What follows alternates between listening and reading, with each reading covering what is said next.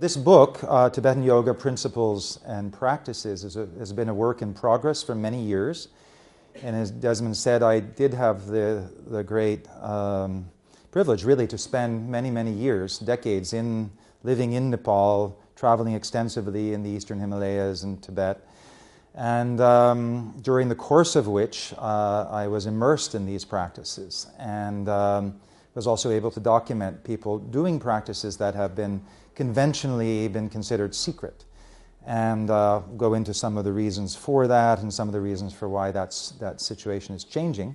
But the result of it is this particular book, which has been a passion that I've been involved with, and which, as also Desmond said, there was an exhibition at the Wellcome Trust 2 years ago called Tibet's Secret Temple, Body, Mind, and Meditation in Tantric Buddhism, that this book was originally meant to come out at that time, but because of the all-consuming nature of that exhibition, it got delayed, and also because of new material that I was able to put into it, it's now come in the form it is, as you'll see today. So I suppose the question for a Founders Day at the Buddhist Society would be, what does Tibetan yoga have to do with Buddhism? And that's what I would like to really explore in this talk, in this introduction, because what are the principles and practices of Tibetan yoga that may, in some way differ from, and where's the continuity and discontinuity within Buddhism as a whole? So in that context, we're talking about, as I'm sure you're well aware, there were traditionally 3 turnings of the wheel of doctrine, as it's referred to. So the Theravada, the tradition of the elders, the Buddhist tradition, based on Pali texts that were composed already centuries after the passing of Sakyamuni Buddha. And then centuries after that, there was the birth of the Mahayana, the greater vehicle, which emphasized the way of the Bodhisattva, so that I'm sorry, was a bit of an echo there? Is that right? No, it may be better this way. With a renewed emphasis on compassion and wisdom. And then there was the 3rd turning of the wheel, which was the Vajrayana, the so-called lightning path, the Vajra path, the indestructible way in which Buddhism could be achieved within a single lifetime as opposed to over many lifetimes.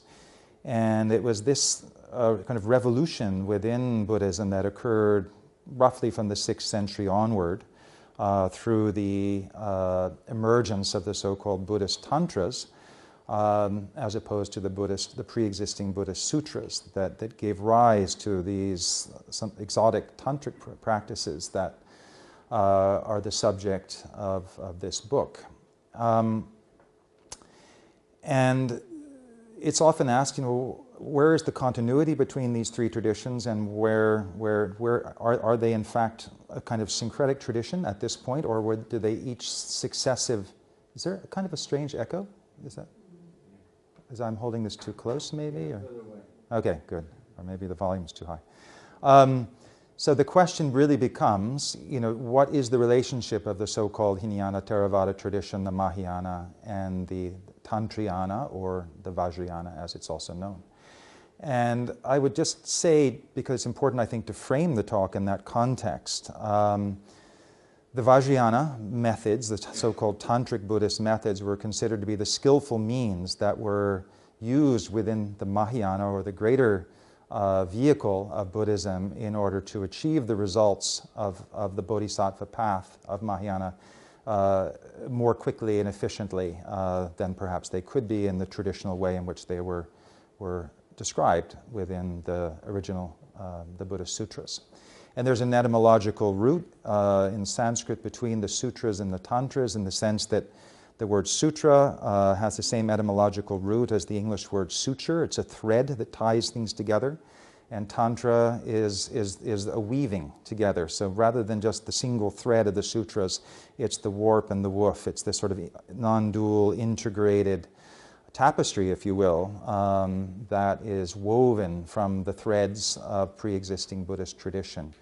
And so there's a richness, a vitality to the Vajrayana tradition that is quite distinct, you could say, certainly from the earliest forms, the more renunciatory model, if you will, of early Buddhism. So as we know, from that renunciatory model, in which the objective was, in fact, to be sure that if you followed that path, based upon the Four Noble Truths, as Desmond spoke about this morning, this recognition that the sort of essential dissatisfactions that are the inescapable dissatisfactions of life are used as reinforced as a cause for renouncing, you could say, the conventional aspirations or orientations of life that we might otherwise feel compelled out of tirsta, this sense of desire to fulfill. And then Mahayana sort of liberated that from itself and said, well, no, it's not about trying to get off the wheel of life. It's about making a vow as a bodhisattva to be continuously reborn, life after life, until all of samsara, until all the world is emptied of suffering and all beings are enlightened. So that rather Sisyphusian project, but it created a sea change in the way that Buddhism was presented, in the sense that it was really about working with compassion and engagement in the world, rather than simply trying to renounce it in any kind of existential way. It was renouncing, of course, the psychological dispositions that keep us in a cycle of discontent.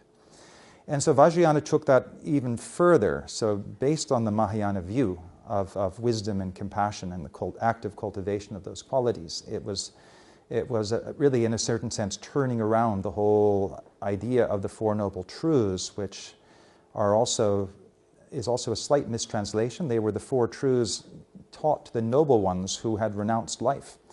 So there was literally, it's the four truths taught to the noble ones who had taken a life of renunciation. And therefore, it made sense to reflect on life as essentially, or as filled with suffering and dukkha, because by reinforcing that, you reinforce your existential decision to renounce it.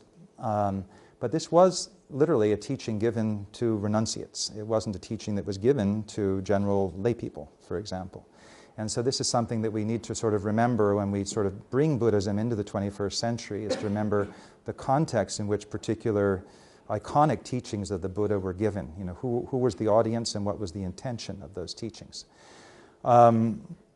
So in a certain sense with Vajrayana, the view is, rather than dukkha, essentially this suffering. Dukkha is a very interesting word, just as a sort of anecdotal instance of it. It refers not only, it's been translated in many ways as existential pain, as suffering, as discontent, dissatisfaction, but it also refers in Sanskrit, I am told, although I'm not a Sanskrit specialist, that it refers to an axle of an ox cart that is out of joint. And so this state of dukkha would be something that you could say a farmer 2,500 years ago would relate to very well, when their axle was out of kilter and you were suddenly out of the groove, your wheels were not aligned with the path that you were on. Everything was in a state of just slightly off kilter. And so dukkha, I think in that sense, is something we obviously can relate to very strongly in the throughout time and cultures and across geographies. So in the Vajrayana view, the idea was that life is not actually all about suffering. Life is can be blissful, sukha, which was the kind of etymological opposite. And it's only when we fall from that view that life is full of endless possibility that we suffer. And so that the path then becomes one of aligning ourselves with this inner core of our being, which is beyond suffering. And that's what all of the so-called completion stage yogas of Tibetan yoga are about, which are these very, very dynamic meditative and yogic practices that differ, you could say, from the earliest Buddhist teachings, which focus on, you could say, introspective observation of the breath, observation of the thoughts, and rather take a dynamic and interactive relationship with the body, the breath, and the mind. So they take a very different kind of approach. It's one where, rather than just observing the breath, you control the breath, you experiment with it, you interact with it. So this is the dynamism of the Vajrayana path, which was said to be able to bring enlightenment within a matter of years rather than a matter of lifetimes. And it gave rise to this very, very colorful iconography that we associate with Tibetan Buddhism. And we see that, for example, modeled here. The interesting thing in Tibet particularly is that all of the lineages in Tibet, that we know, the Nyingma, the Kagyu, the Sakya, particularly, all trace their original teachings to Mahasiddhas. These were great adepts, such as you see with Virupa on the right, who is the sort of founding figure, if you will, of the Sakya tradition. And these were wild yogis. They were figures who lived and taught outside of any kind of institutional monastic setting, although many of them had been in such settings before. But their teachings were really about breaking away from the kind of institutional thought and practice that monasteries had come to embody, at least in their way of thinking. So there's a certain the flavor of the early Vajrayana in India before it went to Tibet was something rather radical in many respects, and it was also it was not always very compatible with monastic culture. And so there were great debates that took place historically in the introduction of the so-called Tantras into a Buddhist monastic setting. And then, of course, when these teachings went across the Himalayas into Tibet from the 8th century onward, they were often met with sort of mixed reactions from the Tibetans themselves, and also because of the interest in Tibet of establishing Buddhism as the basis of a theocratic state, some of the more radical and antinomian aspects of Tantra were not compatible either. And so we get sometimes what we see as these sort of awkward constructs in which a celibate monastic community is meditating upon deities in sexual union, etc. And it's hard to understand some of that unless one understands the context in which a lot of these rather radical teachings had to be reinterpreted within a monastic setting to make them compatible. So what I wanted just to do in the talk is just kind of give a general overview of this radical tradition, which is really how it started out. The colorful mandalas that you see on the left, where you see a deity, here Vajra, literally the joyous Vajra. I mean, in many ways one can translate Vajra. He is sort of this hail. It's the evocation of this kind of adamantine reality in which the palace of the deity is, which is really just the nature of one's own mind in its self-transcendent, ego-transcendent state, is represented as this palatial dimension of just pure interconnectivity. So we also talk in early Buddhism about renunciation based on the fact that everything is impermanent, but in Vajrayana, that impermanence, which really has a negativity bias built into it, is rather seen as this perpetual renewal that impermanence implies. And so we tend to, in early Buddhism, there's a kind of, it's sort of it's the glass half empty, and in Vajrayana, it's certainly the glass half full. And again, if we try to understand what the basis of the Buddhist Tantras were, it really can be summarized in this simple beginning of the Guhya Samaja Tantra, which is generally considered the earliest of the main Buddhist Tantras. And in this, King Indrabhuti, supposedly from this land of Uddiyana on the northwestern frontier of India, King Indrabhuti, with his retinue, proffered many offerings, asking, this is to the Buddha, please teach us and those like us a method for liberation from the suffering of the life cycle. The master, referring to Buddha, knowing his mind, said, go forth from home to homelessness, and there is a way. The king, again making offerings, replied, since passionate beings like us cannot renounce the 5 objects of sense desire, please teach us a method for liberation in which one does not have to renounce those things. The master transformed his appearance into that of a universal emperor and emanated the 32 deity mandala of the secret assembly, the Guhya Samaja. He initiated the king and his retinue, taught them the Tantra, and entrusted it to them. So this is the story of King Indrabhuti, according to Pema Karpo, from the 16th century, based upon the transmission of the Guhya Samaja Tantra. And here is Guhya Samaja, the deity, and it's a whole transformation of, you could say, the image of a Buddha, in this case, into a composite male-female figure, multiple-armed, multiple-headed, representing the transformation, apotheosis, if you will, of the human condition into a state of ecstatic and transcendent noetic bliss. So this is definitely a different way of presenting the Buddhist teachings that emerged from the 6th century onwards. The scholar, Professor Christian Wedemeyer, when you try to understand this tradition, he said the ultimate practice of Tantric Buddhism is to become a Buddha oneself by finding the enlightened being within, rather than seeking communion with Buddhas through meditations, such as consecrated statues and the like, to cultivate a personal divine identity. So this is sort of gives us a sense of what lies behind those kinds of deities. We had the so-called six yoga tradition, one attributed to, the two most well-known attributed to the female Mahasiddha Naguma, and one to the male teacher Mahasiddha Tilopa.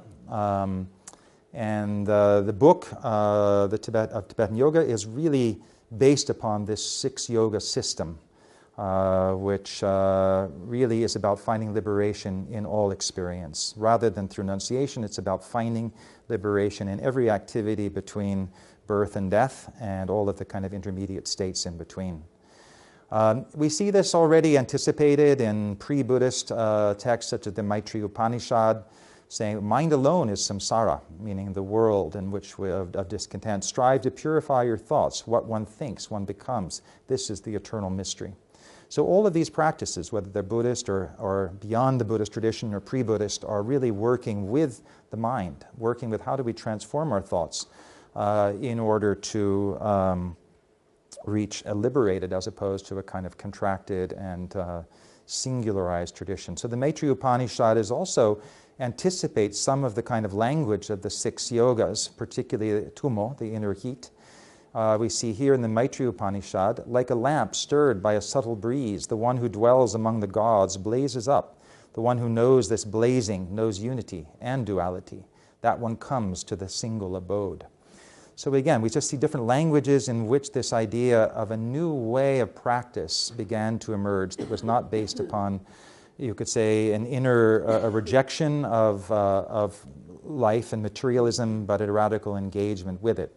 So the last of the great Buddhist tantras, the Kala Chakra Tantra, which emerged most likely in the 10th, the new scholarship suggests that it was actually early 11th century, was really about recognizing that the whole cosmos lies within the body, and that through the body, through the receptor points, if you will, of the body, the chakra system, which essentially serve as those kind of gateways in which we are interpenetrated with the universe as a whole, becomes the mode of practice. And this is sort of, as we were talking before the talk, sort of the new middle way, if you will, is this central channel through which all of the six yogas are performed. It's the core of human psychophysical anatomy. It's the thread, in a certain sense, that ties together the top, the bottom, and it correlates, in contemporary terms with the hypothalamic gonadal axis of the body. It's the axis mundi, if you will, of the human body, around which everything is centered. And it's also the basis for the tantric mandala, and we see a wonderful example of that on the right from the Kala chakra system. It's almost like you're looking down on the body from the top down with the central channel at the center, and this idea of body, speech, and mind expanding in concentric rings into the ends of the universe. Practices were based on turning the pratyahara that we have in yogic tradition, the turning the senses inward to open into an inner efflorescence of consciousness beyond the sensory gates, as symbolized by the peacock feather below this figure here, who's closing his sense doors in order to open the interior receptor sites, if you will, within the human body-mind. We also have the Yogini Tantras, which emerged as the final efflorescence of the Buddhist Tantras. They were the so-called Father Tantras, Mother Tantras, and non-dual Tantras, but the mother ones also referred to as Yogini Tantras. And this represented a radical phase of Buddhist Tantrism, Vajrayana, in India, which was deeply influenced and interactive with Tantric Shaivism. And many of the techniques that are very central to the practice of the six yoga system within Vajrayana Buddhism have direct corollaries with pre-existing Shaivite Tantric practices, some of the most radical ones for shifting consciousness in new ways, and I'll talk about some of them. So this is something also that I think it's important to recognize in the history and evolution of Buddhism, is that it was always in creative interaction with contemporaneous tradition. And certainly when it came to Vajrayana or Tantric Buddhism, the influence of the Shaivite Tantras, which were very much based upon the idea of the yogini, of the female energies within the body and within nature, were very, very strong. And so the book, as you'll see, Tibetan Yoga, really tries to bring back some of this, it's very clear that a lot of the Mahasiddhas, of there are 84 who were canonized, only 4 of them are women, but when you look into the biographies of those other 80 male Mahasiddhas, their teachers were female, for the most part. And like, for example, Tilopa Barima was his female teacher, and Sarahad, the arrowsmith's daughter, who said, "Only now am I truly a monk, only now have I woken up to the true meaning." So the incredible imprint of the feminine energy into Buddhism that had been obviously a very strong and patriarchal tradition through the Yogini Tantras represents a sea change that slowly got, to be honest, kind of covered up when Tantra was re-monasticized in Tibet for theocratic reasons. So one of the things I think I tried to do in the book was just to bring back a little bit of this idea that the patriarchal attempts to try to control feminine energy, which can never be done because it's an innately creative force, and this is actually where the inspiration for Tantric Buddhism came from. And we see that in some of the earliest images of a temple like this from the 8th century in Orissa. Yogini in a 64 Yogini mandala temple, and then the image on the right of a kind of transformed form of Kali and Troma. So this energy of the beatific, of the horrific, of the wrathful feminine is very strong. The other thing that I just touch on briefly in the book, but I think is something very, very interesting, and I hope that will be explored further, is that it's generally held that the Tantras, the Buddhist Tantras, emerged from a realm called Uddiyana in northwest frontiers of India, which is recognized now to be the Swat Valley in what's greater Gandhara. This was part of the ancient Silk Road. It was a place where there was great interaction long before the emergence of the Buddhist Tantras between East and West. It's also the Swat Valley, interestingly enough, where Dionysus, the great leopard-riding god of divine intoxication of the Western Hellenic tradition, was said, according to some versions of his story, to have actually been born and in a sense raised by the Maenads, by the yoginis. It was he's of course a wine-drinking deity. There's also incredible archaeological evidence in the Swat Valley of a viniculture, of a wine culture going way back before the very extensive Buddhist civilization that developed there and was thriving there up until the 5th and 6th century, when it fell because of some early Arab invasions. There was a destruction of about 1,500 or 1,400 Buddhist monasteries in that area, and the monks left and presumably went further up the valleys where they interacted with these literally wine-growing cultures that saw themselves as descendants of Dionysus. So there's this very interesting thing to it that's only beginning to be explored. We have also some of the earliest images, for example, of Mahasiddhas in this area of Uddiyana. A lot have been destroyed, of course, by the Taliban. So this is actually a vanishing link. That if we see here, for example, a very early rock carving from Uddiyana, we see the Buddha standing below, and we see an erotic Dionysian scene above. So we see in this almost you could say the seeds of the later tantric iconography.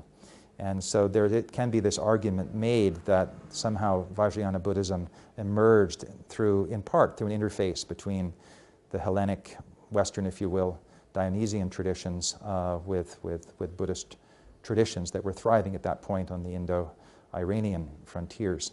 We see here, for example, in the 2nd century, gilded plate from Gandhara of Selenius, who was the teacher of Dionysus, with his retorn horn, drinking wine, being served by a consort with a bowl. Exactly the same imagery that you see from a 15th century painting in Pelkorchode Monastery in Gyaltsen in Tibet. So this link between the Siddhas and the Dionysian tradition is something that really I think can bear fruit. We see Padmasambhava, also known as Ugyen Dorji Chang, the great master from Udayana.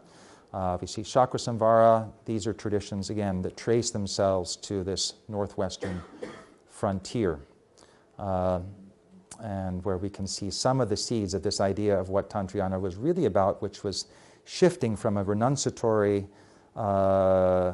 existential orientation to one of integration, to one from, you could say, from recognizing life as perennial discontent and dukkha, to one of potential sukha, of bliss. And we see this kind of imagery also in the radical depictions of tantric practice that occurs in the so-called charnel grounds that were early places of tantric Buddhist practice in India, and they are also the what inscribe the outer edges of a Buddhist mandala. So we see almost the having to pass through this dimension of both horror and you could say terror and ecstasy before one can enter into the sacred realm of what the Vajrayana Buddhist tradition was about. So we see that, for example, in a Hivajra Tantra cremation ground scene of both sex and death and transformation. And this is the kind of radical iconography that was, a lot of it borrowed from the Shaivite tradition. We see images of tantric feasts, for example, some of them completely antinomian. As Ronald Davidson wrote in a book on early Vajrayana Buddhism in India, he said the institutionalization of some of the Siddha literature, in other words, the progenitors of the Tantric Buddhist tradition, by the more conservative Siddha and monastic community relied heavily on the most developed hermeneutical strategies that Buddhism had ever seen, all with limited success. So what did that tell us? Basically is that there was this awkward assimilation of the radical teachings of Tantric Buddhism into monastic institutional communities. Mahasiddha Saraha, for example, from the 8th century, considered to be kind of a founding figure of the Mahasiddhas tradition, said, "I have seen in my wanderings many temples and shrines, monasteries, but none are as blissful as my own body." The human body became the new locus of Tantric Buddhist practice. Mahasiddha Lakshmankara from Udayana, also said to be from the 8th century, said the wise first established enlightened perception. Secondly, they meditate unwaveringly on empty presence. Thirdly, with intuitive wisdom, they do whatever is to be done with spontaneity, modesty, and grace. I mean, in a certain sense, to me, that's, you can't really do much better than that in trying to sort of express what, we achieve. This is basically, it's about having a sacred vision, enlightened view. It's about meditation on emptiness, on the relative nature of all phenomena. And then it's about engagement with wisdom and compassion. With whatever needs to be done. And this, of course, was from a female Mahasiddha. There was also the female Mahasiddha Niguma and Naropa, who were the ones who were most known for having established the so-called 6 yoga system within Tantric Buddhism, in which the body becomes the locus of practice.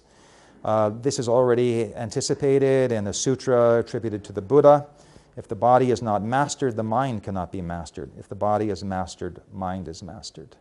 So we see here again the different ways in which the body, the energetics of the body, if you will, have been depicted over time.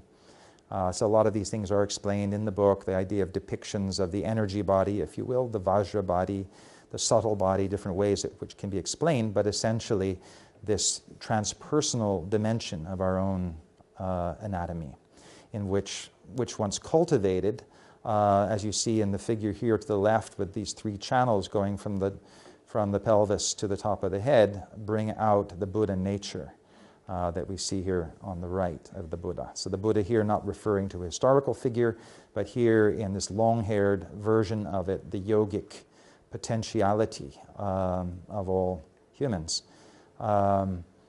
Again, different depictions of practice that focus on the central channel to bring out this pure potentiality.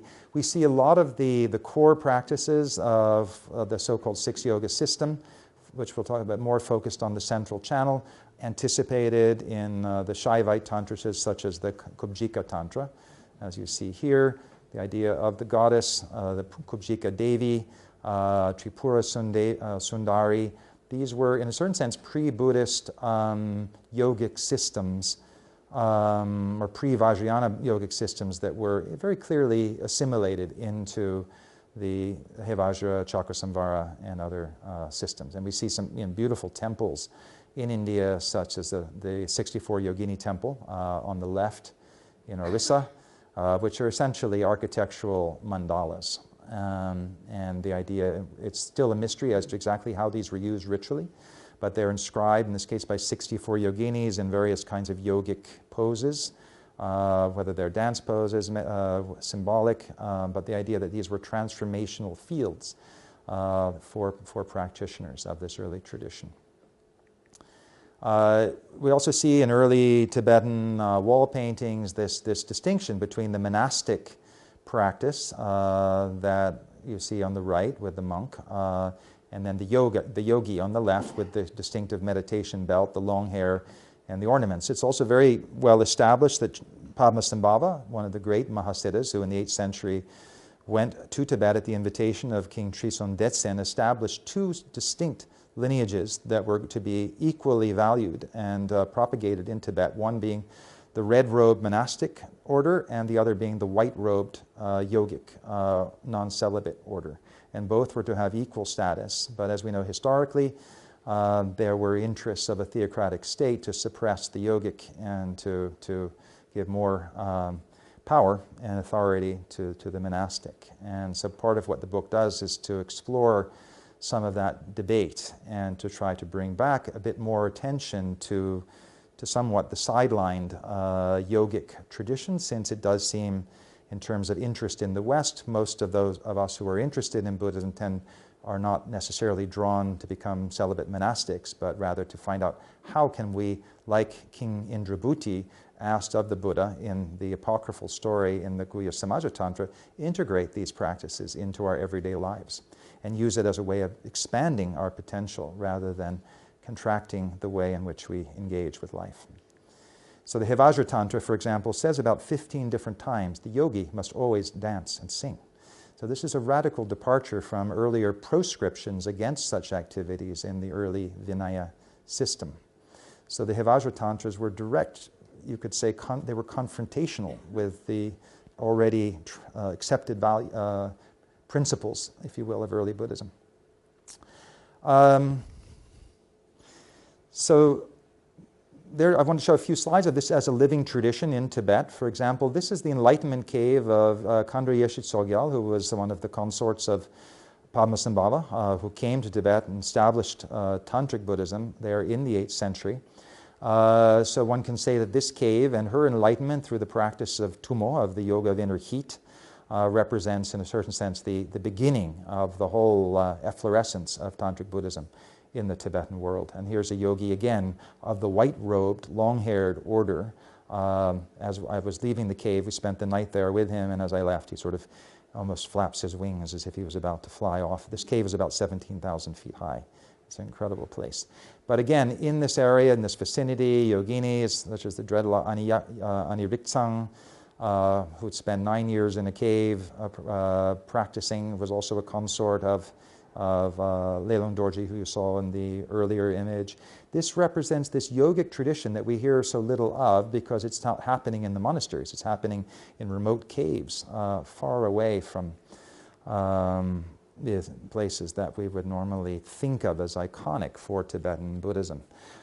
Here is again is that Lama on the right, Aniriktsang in the center, as we're climbing up to bring this Lama up to this cave where he was going to stay in a long retreat, and where we all stayed overnight, performing rituals on the way to the local protector spirit. So again, this integration of Tibetan shamanic tradition with Vajrayana Buddhism from India, I mean, an incredibly sort of rich and fertile world of you could say, radical, in a sense, that movement from introspection to experimentation. Here again, we see, looking up at the top peak in the center, is where the cave, the Khandro Sopo Kyuryanzon of the Enlightenment Cave of Yeshit Sogyal is located. And then on the right, that little hermitage that you see is where the contemporary, considered to be the emanation of Yeshit Sogyal, was based until a few years ago. And she now moved up to a higher sanctuary because of feeling that she was too many people were coming and visiting her here. So again, this is where the real yogic practices of her Tibet are happening. It's kind of beyond what we normally would see or have access to. So of course, Milarepa in the 11th century, considered really the great tantric yogi. Again, when we look at these early lineages of the Kargyu, for example, which has an incredibly rich monastic tradition, but the first, 4 holders of that tradition in Tibet were hardly monastic. None of them were celibate. So we had, Tilopa, we had Naropa, then we had Marpa, we had Milarepa, and then we have Rechungpa. And it was only because of Gampopa, the other heart son of Milarepa, who had been a Kadampa monk, that kind of gave, kind of in a certain sense appropriated the transmission of Naropa, of the 6 yogas, into a monastic context. So what Milarepa is said to have said in the 11th century, the 6 yogas are the culminating instructions of the whispered lineage. In other words, the secret Vajrayana Tantric Buddhist path. No other path of method can be found that is superior to these. So again, the same figures we saw for the first of these 6 yogas is the fierce Tummo in Tibetan. Literally means mo is feminine and tum is fierce. So it's actually the fierce feminine, but it refers to this heat, this primal heat that is associated with the goddess. So this Tummo is a translation of the Sanskrit Chandali. So Chandali was a kind of flaming female goddess that is described in the Hevajra Tantra, but translated from Chandali to Tummo. And again, it's like a transformation of the middle way from being one of the avoidance of extremes to one of the middle way suddenly becoming an anatomical analog of emptiness within the human body, and the idea of bringing these kinds of divisive energies and distractions into this luminous core of our own being. The yogic belt that you see, the gomtra, that the yogi on the left, on the right is wearing across his shoulders, symbolizes someone who is practicing the inner tantric way that's based upon the central channel as the locus of transformation. And here a bit of an anatomical depiction of it on the left. And this being the classic posture on the right to bring the winds initially into the base of the central channel below 4 finger widths beneath the navel. There was also a secondary posture for Tummo, such as you see here, which was described as the 3-legged pot stove. And this is what Milarepa in his own life story describes as being eventually the one that he favored. You do the first posture to induce the heat, and this is the one that stabilizes it and maintains it. So already in the Hevajra Tantra, Chandali, the inner fire, blazes upward from the navel. She incinerates the 5 Buddhas. Hum is burnt, and the moon at the crown melts. So what does this mean? This is also, again, showing how the language of one of the earliest tantras, Hevajra, is about incinerating the 5 Buddhas. In other words, the idea that the Buddha is something other than our own awakened nature is to be, it's like in the Zen tradition, if you see the Buddha on the road, kill him. This is this radical interiorization of the Buddhist practice to move into a somatic, experiential, dynamic practices that directly engage the physiological potentiality of the human condition, rather than observing it and seeing it as something, things come into being, they pass away, don't get attached, leave it behind. It's not about that. It's really about bringing it to its full efflorescence. And with that comes bliss, and bliss by itself is non-objectifying. Bliss already represents the apotheosis of desire. Desire, if that is the definition of dukkha, always implies an object of desire. Bliss has no desire because it's a state of absolute fulfillment. In a state of bliss, there's no space for desire to manifest. So this is why so much of the language of the Vajrayana tradition is about the cultivation of bliss, because then dukkha is taken care of. So for Tilopa, for example, who was the teacher of Naropa, in his oral instructions on the 6 yogas that he gave to Naropa, said, the yogic body, a network of energy channels, coarse and subtle, intersecting the energy fields, the chakras, should be brought under control. The method begins with physical exercises. The energy winds are drawn inward, expanded, retained, and dissolved. There are 2 side channels, the central channel, Avaduti, the 4 chakras. Flames rise from the Chandali fire at the navel. A stream of nectar drips down from the syllable ham at the crown, invoking the four joys. So again, we see the same language, just slightly different from what we saw in the earlier description from the Vajrayana Tantra. And Tilopa, of course, said that he brought the teachings of Tummo. This was the essential extract, as he described it to Naropa, from the whole entirety of the Vajrayana Tantra. So in the 6 yogas, what Tilopa says he's doing is taking what are the key extracts of these very complicated tantras. So he took Tummo from Vajrayana. He took the consort practice from both Vajrayana and the Chakrasambhara Tantra. He took the clear light yogas. He took the dream yoga from Guhya Samaja. We'll go on to that. But so I won't repeat all these here because I think these are all included in the book. But essentially, the Song of the Yogin's Joy, these were about working with the energies of the body that we normally somehow don't tune into. And so if one could be summarized, what all of the thread that connects all of the 6 yogas is really about finding that thread, finding that often forgotten core of our being, which is actually nothing to do with us in an ego individualized sense. It's the transpersonal essence of our own being. And really this is about, so it's ego dissolution through ecstasy as opposed to renunciation. And we see that depicted very vividly in these kinds of practices that we see in the Lukang murals, for example. We see it in the kind of iconography of the subtle yogic body that we see here, the chakras, the channels. We see again here a practitioner from Eastern Tibet, the long-haired order. So again, very distinct from the kinds of completely different set of vows than a monastic would take. Nagabodhi, in his elucidation of the summary of the 5 stages, talks about the basis of inner heat as a basis for 4 blisses that arise, which were the tantric equivalent of the 4 jhanas that we see in early Buddhism. For example, the 4 jhana states are these transcendent states in which of meditative absorption. So what happens in the Vajrayana is those 4 jhana states are you could say, kind of represented as states of bliss that can be the 4 blisses. Just to read the end of it, it says, which induces the 4 blisses and thus induces the experience of semblant clear light consciousness that arises together with the inner bliss. We see images, for example, of the 16th Karmapa, the Karmapa before the current one, demonstrating some of the postures taken with using a meditation belt to bring about this inner transformation of the yogic body. Again, Kensei Rinpoche, when he was slightly thinner, at the end of his life, demonstrating again the Tummo posture with a meditation belt, and a yogi from, in this case, Tashijong,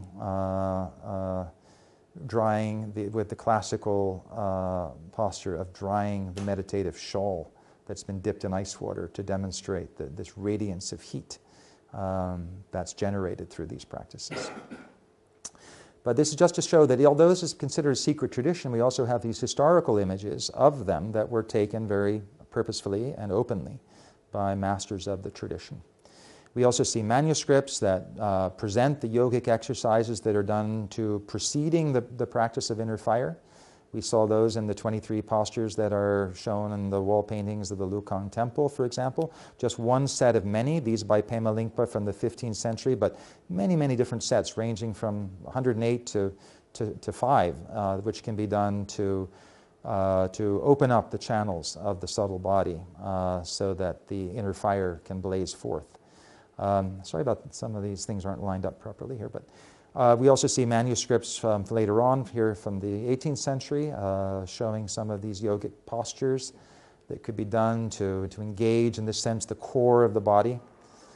Here actually being practiced, and this is engaging this abdominal, the pelvic fire, if you will.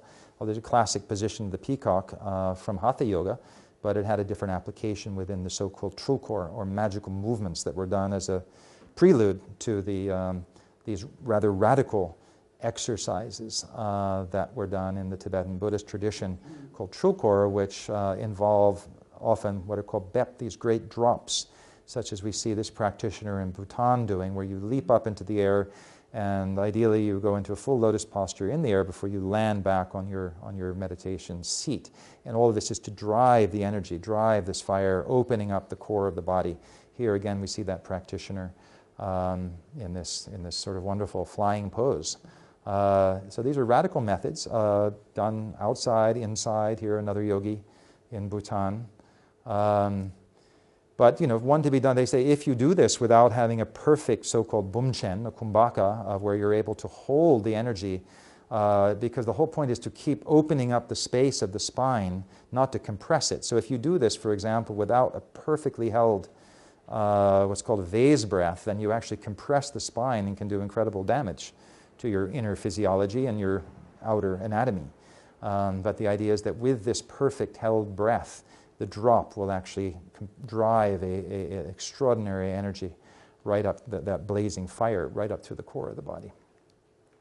There were also other radical methods, such as the Vajra wave, the Dorje Balap, which either the master or oneself, you use the meditation belt to stabilize your posture, and then with a held out breath, pressing certain very specific points at the sides of the neck near the carotid arteries, to induce a state of kind of noetic bliss.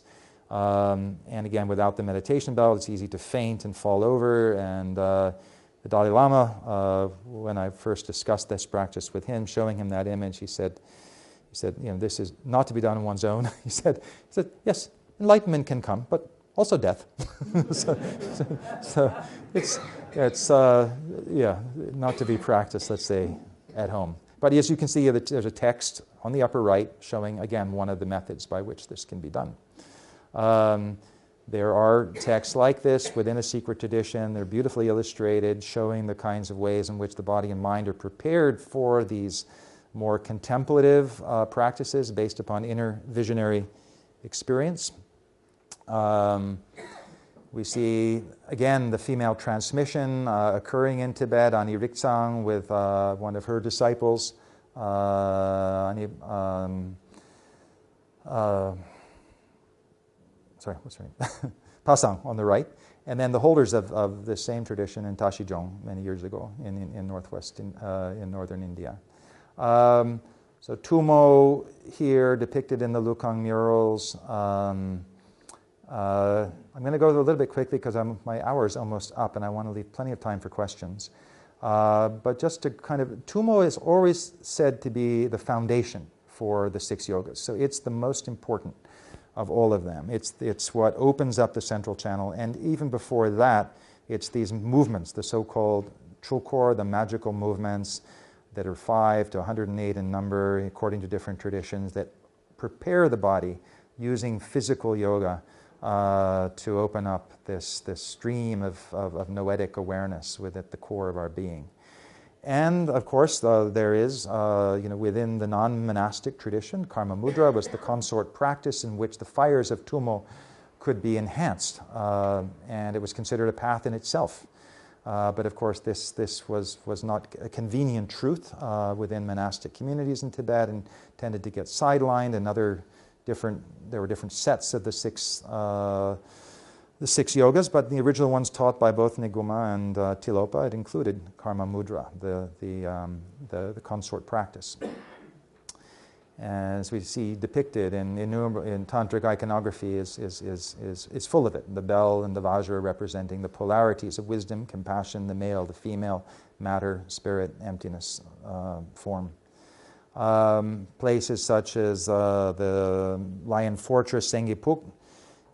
We saw before the Enlightenment Cave of Yeshe Tsogyal, but here we see actually where after her practice there, when she went to India, and she was instructed by Padmasambhava to find her consort, Acharya Tsale, brought him back to this cave and where they practiced in union.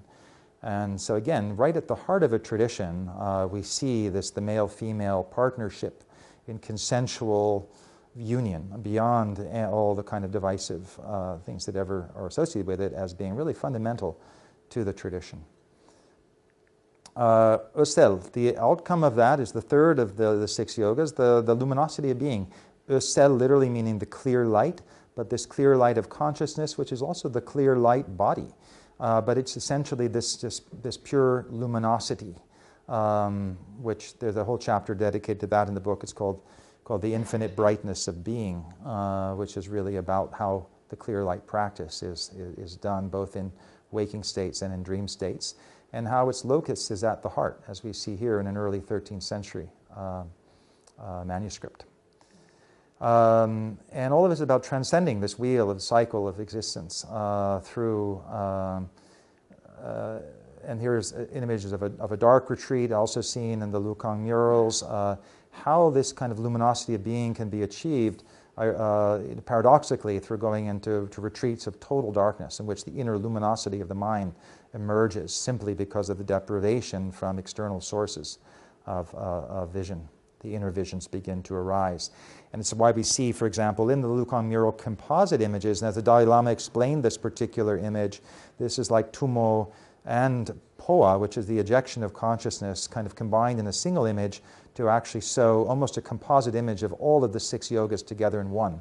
We see the fire coming out from the central channel, the melting of the ham, that small white syllable to the left of the yogi's head, then the the transference of consciousness to a Buddha realm up to the left, which is the bypassing of the bardo, the so-called kind of hallucinatory interim world that arises after death for someone who has not familiarized themselves with the nature of the mind and its apparitional dimensions. So again, we see this idea of centers within the body. We have different ways in which such things can be presented today. We have new technologies, new understandings of human physiology, of consciousness. All of this comes back, though, however, to the eternal refrain of the heart center, the nintik, as it's called, the heart essence tradition. In the Dzogchen nintik, the great perfection, the heart essence. We tend, with so much of what's happened with the dialogue with neuroscience and Tibetan Buddhism has been the focus on what's happening in the brain, although it's more and more evident, how many neurons there are in the heart. And there's more and more concern among neuroscientists to begin to look, how do we measure what's happening, when we take a kind of top-down approach and only measure what's happening in the brain without ever really paying attention to the heart, we kind of miss the whole point, because so much of what the Buddhist tradition and Mahayana and Vajrayana is telling us in particular is that it's all about this heart-centered awareness. It's not about brain-centered. And this is why Tumo, I think, is so important, because what's happening with Tumo is we're shifting out of the head, we're shifting down to the enteric nervous system, to the gut, to the viscera. And through that fire is what's bringing the illumination of the heart. So it's rather than a top-down approach, it's kind of a bottom-up approach. And it's the shift, again, that brings back, as the Vajrayana tradition did, a visceral reality as opposed to the virtual reality that is so often the case with the way some of these tantric practices have been necessarily interpreted and practiced in monastic environments. They have to do it in a kind of virtual way through visualization as opposed to an existential enactments, just because it goes against the Vinaya, the early prescription of Buddhist practice, which has its own route to enlightenment. But we're talking here just simply about the tantric yogic tradition, which is why I emphasize it. The visionary practices that arise, contemporary male and female practitioners, in this case in Bhutan. I'm just sort of going to close through this. Different kinds of practices that are undertaken specifically in nature, meditations on the 5 elements, merging one's consciousness with the flow of water to engage the flow of awareness within one's own subtle body. As we see here, ecstatic dance, ecstatic movements. The Dzogchen, which we tend to think of as a very, very mind-only practice, actually has in its original iteration an incredibly sophisticated physical yogic practice that serves as its own induction, as its nundro.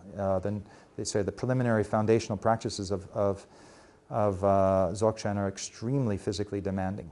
and the book has a whole chapter devoted to that. The core practice of that is this held isometric Vajra posture that you see demonstrated here, in which you hold this until the body collapses, you get up until it collapses, you do this until the mind is completely exhausted, and the mind, until the mind and body are exhausted, and the mind just enters into its natural state. Different depictions of that particular, and the function of that particular pose. So we're talking about using, just like Hatha Yoga, using the body to access different dimensions of consciousness.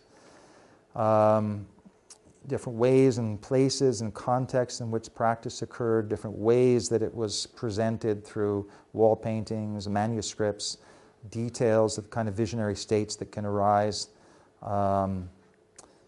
and even some of the art that we saw in the Lukang murals from the around 1700s seemed to almost anticipate both ancient prehistoric cave art on the one hand and modern art of the 20th century by Kandinsky and others, these kind of so-called entoptic phenomena of grids and swirls and things like that that can appear against a blue field. So we're seeing again this dialogue between science, new understanding of the physical body and its energetic substratum.